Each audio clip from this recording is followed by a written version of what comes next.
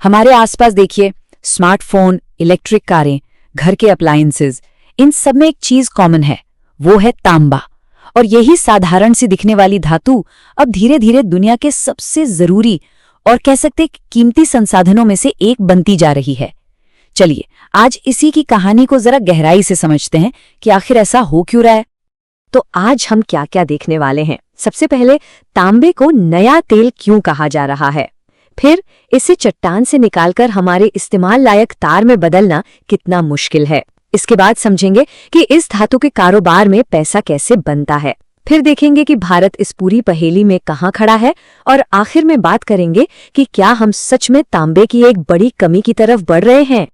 तो सबसे पहला सवाल यही है कि तांबे को अचानक इतनी अहमियत क्यों मिलने लगी है।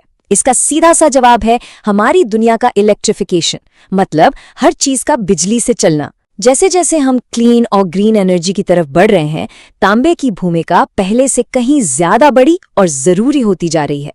इसको समझने का सबसे अच्छा उदाहरण है इलेक्ट्रिक गाड़ियां।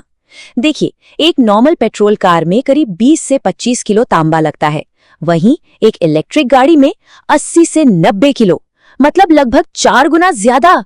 ये एक बहुत बड़ा जंप है, और ये तो बस एक शुरुआत है। और ये कहानी सिर्फ गाड़ियों तक ही सीमित नहीं है। हमारे ग्रीन भविष्य से जुड़ी हर चीज, चाहे वो बड़ी बड़ी पवन चक्कियां हों, सोलर फार्म्स हों, इन सब से बनी बिजली को घरों तक पहुंचाने वाले पावर ग्रिड्स हों, या फिर हमारी डिजिटल जिंदगी को चला रहे डेटा सेंटर्स, सब कुछ तांबे पर ही निर्भर है।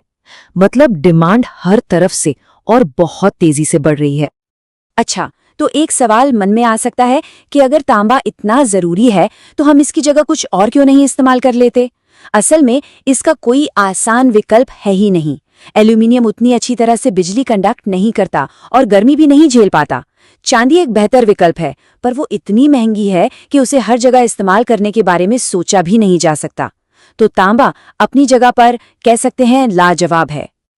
और ये सारी बातें, ये बेतहाशा मांग हमें सीधे सीधे तांबे की कीमतों में दिखती है। $12,800 प्रति टन। ये कोई छोटी मोटी रकम नहीं है। ये बाजार का एक साफ संकेत है कि मांग सप्लाई से कहीं कहीं आगे निकल चुकी है। तो अगर मांग इतनी ज्यादा है तो हम और तांबा क्यों नहीं निकाल लेते। सुनने में तो आसान लगता है ना, पर यहीं पर कहानी में एक बड़ा ट्विस्ट है। आइए देखते हैं कि तांबे को जमीन से निकालकर हमारे इस्तेमाल तक लाना असल में कितना मुश्किल काम है। इससे समझने के लिए माइनिंग की दुनिया का एक बहुत जरूरी शब्द समझना होगा, अयस्क ग्रेड या ओर ग्रेड। सीधे शब्दों में कहें तो ये बताता है कि किसी चट्टान में कितना तांबा मौजूद है। अयस्क का ग्रेड जितना अच्छा होगा, मतलब उतनी ही कम चट्टान खोदकर ज्यादा तांबा मिलेगा। और असली चुनौती यहीं से शुरू होती है। दुनिया भर में जो अच्छी क्वालिटी की खदानें थीं, वो खाली हो चुकी हैं। अयस्क ग्रेड लगातार गिर रहे हैं। सोचिए, कुछ दशक पहले जहां 1.5% ग्रेड वाली चट्टानें मिलती थीं, आज 0.6% मिलना भी बहुत बड़ी बात हो गई है। इसका मतलब है अब उतने ही तांबे के लिए हमें कई गुना ज्यादा चट्टान खोदनी पड़ती है। ज्यादा मेहनत, ज्यादा पैसा और ज्यादा प्रदूषण। और सिर्फ चट्टान खोदना ही काफी नहीं है। उस चट्टान को 99.99% शुद्ध तांबे में बदलने की प्रक्रिया बहुत लंबी और मुश्किल है। पहले माइनिंग होती है, फिर उस अयस्क में से तांबे को अलग किया जाता है, फिर उसे स्मेल्टर में पिघलाया जाता है, और आखिर में रिफाइनिंग से उसे शुद्ध किया जाता है। ये पूरा प्रोसेस बहुत जटिल और महंगा है। ठीक है, तो ये तो हो गई मेहनत की बात। अब जरा इस खेल में पैसे की बात करते हैं। तांबे की इस सप्लाई चेन में पैसा कहाँ बनता है और कौन कमाता है। आइए खनिक यानी माइनर्स और स्मेल्टर्स के बिजनेस मॉडल को समझते हैं। तांबे के कारोबार में दो बड़े खिलाड़ी हैं। एक तरफ हैं खनिक, जो जमीन से तांबा निकालते हैं। इनका काम बहुत ज्यादा जोखिम भरा है। एक खदान को खोजने से लेकर प्रोडक्शन शुरू करने में 20 साल और अरबों डॉलर लग सकते हैं। लेकिन जब तांबे की कीमतें बढ़ती हैं तो इन्हें सीधा फायदा होता है। दूसरी तरफ हैं स्मेल्टर्स, जो खनिकों से अयस्क लेकर उसे पिघलाते हैं।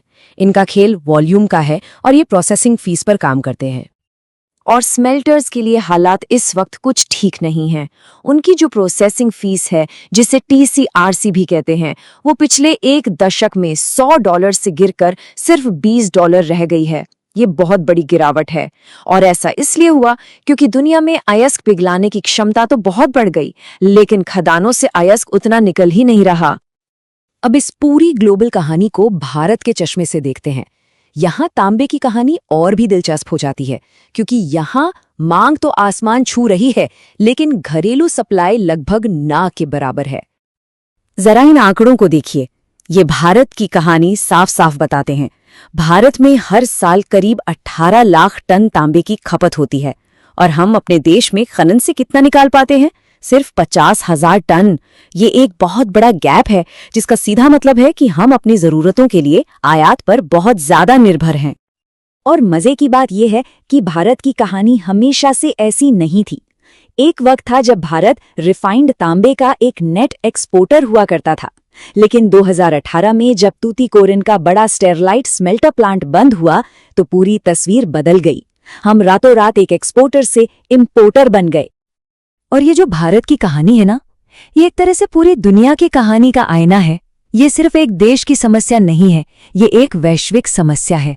दुनिया भर में मांग लगातार बढ़ रही है, जबकि इसकी सप्लाई को ढूंढना, जमीन से निकालना और प्रोसेस करना सब कुछ और भी मुश्किल होता जा रहा है। ये एक लाइन इस पूरी स्थिति को बहुत अच्छे से समझाती है। हमें तांबा पहले से कहीं ज्यादा चाहिए, लेकिन उसे पाना लगातार कठिन, धीमा और महंगा होता जा रहा है। यही तांबे की असली दुविधा है, जिसका सामना आज पूरी दुनिया कर रही है।